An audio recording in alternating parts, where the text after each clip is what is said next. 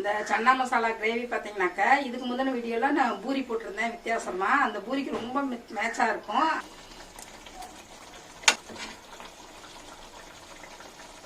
Hello friends, எல்லாம் எப்படி இருக்கீங்க? வெல்கம் டு மிஸ்ஸஸ் சம்பா சமையல்.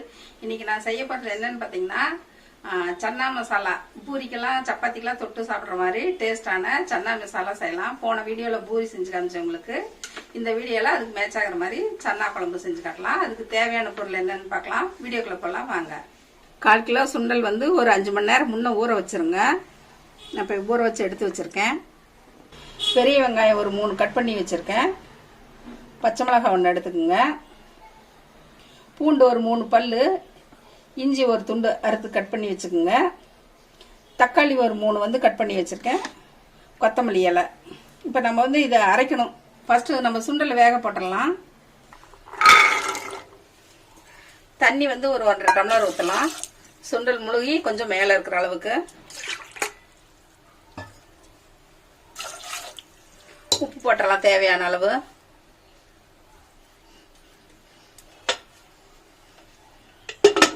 அடுப்பு பற்ற வச்சிடுறேன். சுண்டல் வந்து ஒரு 5 விசில் வரட்டும். அதுக்கப்புறம் ஆஃப் பண்ணிடலாம். அதுக்குள்ளே நம்ம குழம்புக்கு வந்து எல்லாம் அரைச்சி எடுத்து வச்சுக்கலாம் தனித்தனியாக. பச்சை மிளகாய், இஞ்சி பூண்டு, வெங்காயம் இதெல்லாம் தனியாக அரைச்சிக்கலாம்.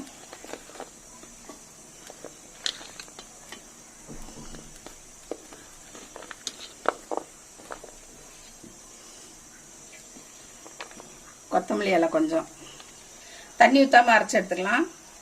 நம்ம வெங்காயம் இஞ்சி பூண்டு அரைச்சது போட்டுடலாம். இது வந்து தண்ணி ஊற்றாமல் அரைச்சி எடுத்துக்கிட்டோம். இது வந்து தக்காளி வந்து தனியாக அரைச்சி எடுத்துக்கலாம். இப்போ வெங்காயம் கொத்தமல்லி இஞ்சி பூண்டு எல்லாம் அரைச்சி வச்சாச்சு. இனி தக்காளி அரைச்சிடலாம்.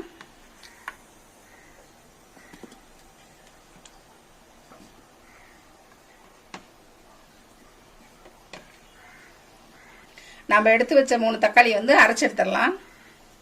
நம்ம கட் பண்ணி வச்ச 3 தக்காளியை அரைச்சி எடுத்தாச்சு. தண்ணி ஊற்றாம அரைங்க. இப்போ வந்து குழம்பு தாளிச்சு விட்டுறலாம். சுண்டல் பார்த்தீங்கன்னா 5 சவுண்ட் வந்து ஆஃப் பண்ணியாச்சு. இப்போ வந்து நம்ம குழம்பு வந்து தாளிச்சு விட்டுறலாம். ஆயில் 3 ஸ்பூன் ஊற்றியாச்சு. 2 பட்டை, ஒரு ஏலக்காய் போட்டிருக்கோம். ஒரு 2 பிரிஞ்சி இலை போட்டுக்குங்க. சீரகம் ஒரு ஸ்பூன் போட்டுக்கலாம். சீரகம் கொஞ்சம் பொரியட்டும். சீரகம் பொரிஞ்சிருச்சு. இப்போ மஞ்சத்தூள் வந்து 1 ஸ்பூன் போட்டுக்கலாம். மிளகாத்தூள், காஷ்மீர் மிளகாத்தூள் ஒரு 2 ஸ்பூன் போட்டுக்கலாம்.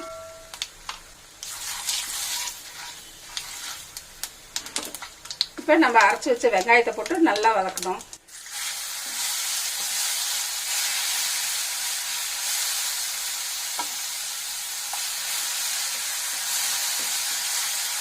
இப்போ வந்து அடுப்பு கொஞ்சம் ஸ்லோவாக வச்சுக்கோங்க.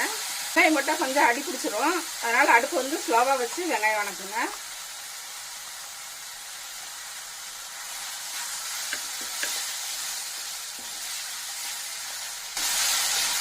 வெங்காயம் பச்சை வாசம் போக நல்லா வதக்கலாம். இந்த சுண்டல் குழம்பு பார்த்தீங்கன்னா ரொம்ப டேஸ்ட்டாக இருக்கும். பூரி, சப்பாத்தி, இட்லிக்கு சாப்பிட்லாம். சாப்பாட்டுக்கும் பெண்ணு சாப்பிட ரொம்ப நல்லா இருக்கும். நம்ம போன வீடியோவில் போட்ட பூரி பார்த்தீங்கன்னா ரொம்ப மேட்சாக இருக்கும். சூப்பர் டேஸ்ட்டாக இருக்கும். வெங்காயம் நல்லா வதங்கிடுச்சு. இப்போ வந்து மல்லித்தூள் போட்டுக்கலாம். ஒரு 2 ஸ்பூன் மல்லித்தூள் போட்டுக்கலாம். சன்னா மசாலா ஒரு 2 ஸ்பூன் போட்டுக்கலாம்.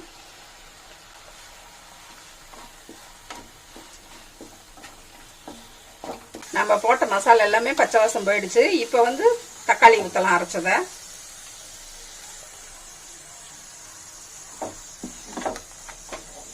தக்காளியும் பச்சை வாசம் போக நல்லா வதக்கலாம்.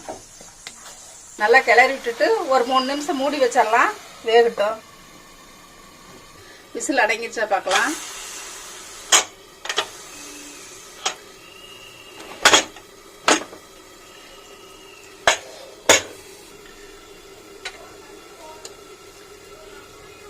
சுண்டல் நல்லா மாவாட்ட வந்துருச்சு. குழம்பு வந்து பச்சை வாசம் போனதும் நம்ம சுண்டல் எடுத்து கொட்டிடலாம். பச்சை வாசம் போயிருக்கோம். திறந்து பார்த்தலாம். இப்போ வந்து கொஞ்சம் தண்ணி ஊற்றிடலாம். நம்ம மிக்சியில் அரைச்சி வச்ச அந்த தண்ணி தான் ஊற்றியிருக்கோம், மீதி தண்ணியை. இப்போ உப்பு போட்டுடலாம். சுண்டல் எடுத்து போட்டுடலாம்.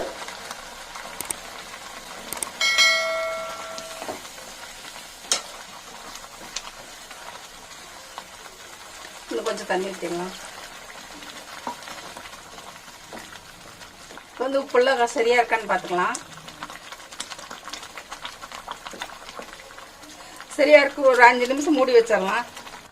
இப்போ சுண்டல் போட்டாச்சு. மசாலில் கொஞ்சம் நேரம் வேகட்டும். சுண்டல் மூடி வச்சிடலாம். இப்போ ஒரு 5 நிமிஷம் வெந்துட்டு இருக்கட்டும். அப்போதான் சுண்டலில் வந்து நம்ம அரைச்சி ஊற்றின மசாலா எல்லாம் பிடிச்சி குழம்பு நல்லா டேஸ்ட்டாக இருக்கும். சுண்டலும் உள்ள மசாலாம் போயிருக்கும். ஒரு 5 நிமிஷம் கழிச்சு திறந்து பார்க்கலாம். 5 நிமிஷம் ஆயிடுச்சு. நம்ம ரெடி பண்ண சன்னா மசாலா திறந்து பார்த்துடலாம். சூப்பர் வாசம் அடிக்குது. எண்ணெயெல்லாம் பிரிஞ்சு மேலே வந்துருக்கு பாருங்க. இப்போ நல்லா குழம்பு கொதிச்சு வந்துருச்சு. இப்போ ஒரு பிளேட்டுக்கு வந்து ட்ரான்ஸ்ஃபர் பண்ணிடலாம்.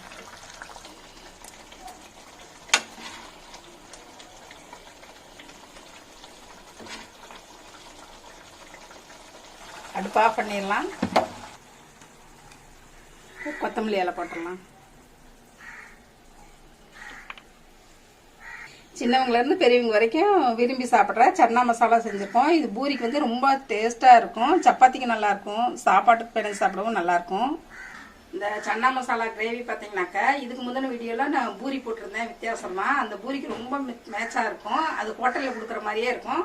அந்த பூரிக்கு வந்து ஹோட்டலில் இந்த சன்னா குழம்பு தான் கொடுப்பாங்க. ரொம்ப டேஸ்ட்டாக இருக்கும். அதை வந்து நம்ம வீட்லேயே இன்றைக்கி செஞ்சுருக்கோம். ரொம்ப ஈஸியான டிஷ் தான். நீங்கள் எல்லோரும் செஞ்சு சாப்பிட்டு பாருங்கள். ரொம்ப டேஸ்ட்டாக இருக்கும். காரம் எல்லாம் கரெக்டாக கம்மியாக குழந்தைங்க சாப்பிட்ற மாதிரி போட்டிருக்கோம். இந்த ரெசிபி உங்களுக்கு பிடிச்சதுன்னா மிஸ்டர் சம்பா சமையலுக்கு சப்ஸ்கிரைப் பண்ணுங்கள். மறக்காமல் பெல் பட்டனை கிளிக் பண்ணுங்கள். தேங்க்யூ.